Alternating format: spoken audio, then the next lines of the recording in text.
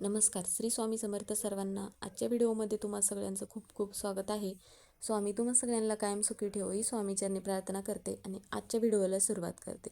तर व्हिडिओ असा आहे की आता उद्या आहे दुसरा श्रावण सोमवार. आता पहिला श्रावण सोमवार झाला आहे, तर दुसऱ्या श्रावण सोमवारची शिवमूठ आहे तीळ. तर आता बरेच वेळा काय होतं की आपण पहिल्या श्रावण सोमवारी प्रत्येकाला काही उपाय सेवा करणं शक्य झालं नसेल, तर दुसरा जो श्रावण सोमवार आहे, तर या सोमवारला तुम्ही उपाय सेवा करू शकता. तर त्यावेळेस आपल्याला काय करायचं आहे, आता प्रत्येकाच्या घरामध्ये कोणत्या ना कोणत्या समस्या ह्या निर्माण होतच असतात. पण घरामध्ये लक्ष्मी टिकून राहत नसेल किंवा घरामध्ये आलेला पैसा टिकून राहण्यासाठी आपण काही उपाय करत असतो, किंवा तुमच्या घरामध्ये एखादी व्यक्ती अशी असते की त्या व्यक्तीची एखादी अशी इच्छा असते की ती खूप दिवस झाला प्रयत्न करते आणि ती इच्छा पूर्ण होत नसेल, तर त्यावेळेस मग तुम्ही हा उपाय करायचा आहे. तर त्याबद्दलचीच माहिती आपण आजच्या व्हिडिओमध्ये घेणार आहोत. व्हिडिओ शेवटपर्यंत बघा, म्हणजे तुम्हाला ही माहिती पूर्णपणे समजेल. तर आता आपण काय करायचं आहे की आपल्या घरामध्ये लक्ष्मी टिकून राहण्यासाठी हा उपाय करायचा आहे. तर हा उपाय करण्यासाठी आपल्याला सगळ्यात अगोदर काय करायचं आहे की ज्यावेळेस आपण देवपूजा करत असतो सकाळी, तर भगवान शिवलिंग जर असेल तुमच्याकडे, तर त्यावेळेस मग ते शिवलिंग तामनामध्ये घ्यायचं आहे. ज्याप्रमाणे आपण दररोज देवपूजा करत असतो त्याचप्रमाणे देवपूजा करून घ्यायचं आहे. आणि शिवलिंग जे आहे, तर शिवलिंगावरती आपल्याला रुद्राभिषेक घालायचा आहे, किंवा तुमच्या इकडे पंचामृत असेल तर तुम्ही पंचामृताने पण अभिषेक घालू शकता. जर शिवलिंग नसेल तुमच्या देवघरामध्ये, तर तुम्ही मंदिरामध्ये जाऊन पण शिवलिंगावरती अभिषेक घालायचा आहे. त्यानंतर मग काय करायचं आहे, पूजा वगैरे करून घ्यायचं आहे. शिवलिंगावरती ज्या वस्तू प्रिय आहेत भगवान भोलेनाथाला, म्हणजेच की बेलपत्र, धतुऱ्याचं फूल, फळ, त्याचप्रमाणे जी शिवामूठ आहे तर ती शिवामूठ अर्पण करायचं आहे. आणि तुमच्याकडे जर शिवलीलामृत हा ग्रंथ असेल, तर तुमचं पारायण चालू असेल तर हरकत नाही. जर पारायण चालू नसेल तर त्यातील 11 अध्याय आवर्जून पठण करायचं आहे सोमवारच्या दिवशी. त्याचबरोबर मग काय करायचं आहे, तर हा उपाय जो सांगणार आहे, तर तो उपाय म्हणजे काय करायचा आहे, संध्याकाळी आपल्याला दिव्याखाली एक वस्तू ठेवायचं आहे. तर ती वस्तू दिव्याखाली ठेवल्यामुळे आपल्या घरामध्ये लक्ष्मी टिकून राहील. तुमची एखादी इच्छा असेल तर ती इच्छा पूर्ण होईल. तर हा उपाय आपल्याला संध्याकाळी 6 ते 9 या वेळेमध्येच करायचा आहे, कारण की ही वेळ जी आहे तर लक्ष्मी येण्याची वेळ असते. म्हणून हा उपाय जर आपण घरामध्ये करायचा आहे, घरामध्ये अखंड लक्ष्मी नांदावी, घरामध्ये पैसा टिकून राहावा, घरात पैसा येण्याचे मार्ग मोकळे व्हावे, म्हणून आपल्याला संध्याकाळी 6 ते 9 या वेळेमध्येच हा उपाय आपल्याला करायचा आहे. घरामध्ये भरपूर पैसा येतो, पण घरामध्ये पैसा टिकून राहत नसेल, तर हा उपाय केल्यामुळे आपल्या घरामध्ये चहूबाजूने मग पैसा येईल. देवघरासमोरच हा उपाय तुम्ही करायचा आहे. तर त्यासाठी काय करायचं आहे, तुम्हाला एक दिवा घ्यायचा आहे आणि मग तो दिवा घेतल्यानंतर तो देवघरामध्ये दिवा लावायचा आहे.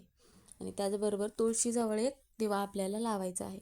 आता इतर दिवशी जरी तुम्ही हा दिवा नाही लावलात तरीही हरकत नाही, पण सोमवारच्या दिवशी आवर्जून दिवा लावायचा आहे तुळशी मातेला.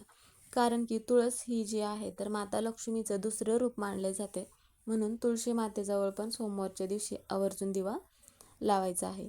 एक दिवा घ्यायचा आहे आणि तो दिवा जो आहे तर तो आपल्याला चांगलाच घ्यायचा आहे, तुटलेला वगैरे न घेता.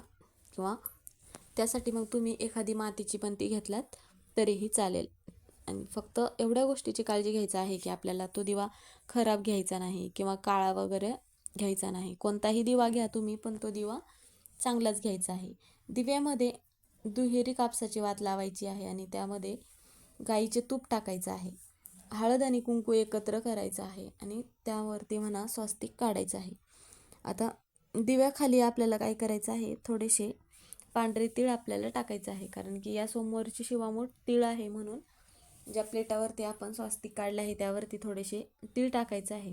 आता जर तुमच्याकडे पांढरे तीळ नसतील तर तुम्ही काळे तीळ असतील तरीही तुम्ही ते टाकू नका, कारण की पांढरे तीळ जे आहेत तर ते लक्ष्मी प्राप्तीसाठी टाकले जातात आणि काळे तीळ जे आहेत तर ते पितरांसाठी टाकले जातात. आणि आपल्याला माता लक्ष्मीला प्राप्त करण्यासाठी हा उपाय करायचा आहे. त्यामुळे आपल्याला काय करायचं आहे, पांढरे तीळच त्या दिव्याखाली टाकायचं आहे आणि ते स्वस्तिकवरती आपल्याला टाकायचं आहे. ज्या प्लेटामध्ये आपण स्वस्तिक काढले आहे त्यावरतीच पांढरे तीळ टाकायचं आहे. दिव्याला हळदी कुंकू लावायचं आहे, दिव्याची पूजा करायचं आहे. धूपदीप लावायचा आहे आणि फूल अर्पण करायचं आहे. त्याचबरोबर दिव्यामध्ये थोडेसे पांढरे तीळ पण आपल्याला टाकायचे आहेत, कारण की घरातील विवाह जुळून येत नसतील किंवा मुलामुलींच्या विवाहामध्ये अडथळे निर्माण होत असतील तर दिव्यामध्ये पांढरे तीळ, त्याचबरोबर एक हिरव्या रंगाची विलायची टाकायचं आहे आणि फूल असलेलं एक लवंग टाकायचं आहे. ज्यामुळे काय होईल की लक्ष्मी प्राप्त होण्यासाठी या वस्तू आपल्याला दिव्यामध्ये टाकायच्या आहेत. आणि हा जो दिवा आहे तर देवघरामध्ये ज्या ठिकाणी देवघरात आपण शिवलिंग आहे तिथे हा दिवा लावायचा आहे. त्यानंतर दिवा प्रज्वलित केल्यानंतर 108 वेळा महामृत्युंजय मंत्र जप करायचा आहे. घरामध्ये महामृत्युंजय मंत्र म्हटल्यामुळे घरातील वाईट शक्ती, घरातील नकारात्मकता, अलक्ष्मी घरातून मग बाहेर जात असते आणि घरामध्ये लक्ष्मी येत असते.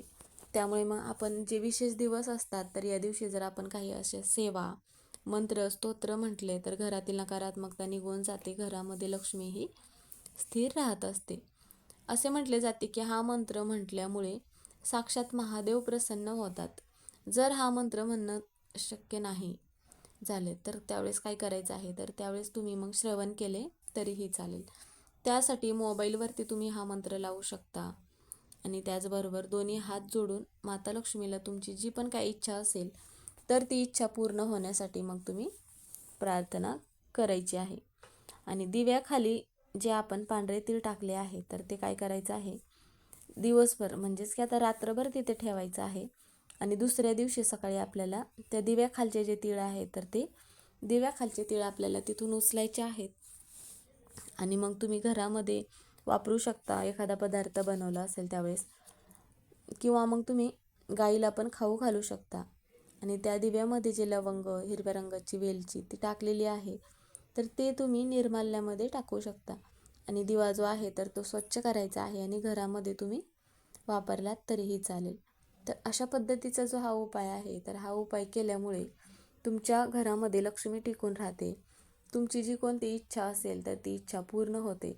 आणि भगवान विष्णूंचा जो मंत्र आहे ओम नमः शिवाय, हा मंत्र 108 वेळा जप करायचा आहे. कारण की बरेच वेळा काय होतं की आपण सकाळी जप करत असतो, सकाळी देवपूजा झाल्यानंतर, आणि बरेच जण असे असतात की सायंकाळच्या वेळेस म्हणजे की संध्याकाळच्या वेळेस जप वगैरे करत नाहीत. त्यामुळे तुम्ही ज्यावेळेस हा उपाय करत असाल, म्हणजेच की आता हा उपाय आपण संध्याकाळी करणार आहोत, तर त्यावेळेस भगवान भोलेनाथाचा आपल्याला जप आवर्जून करायचा आहे.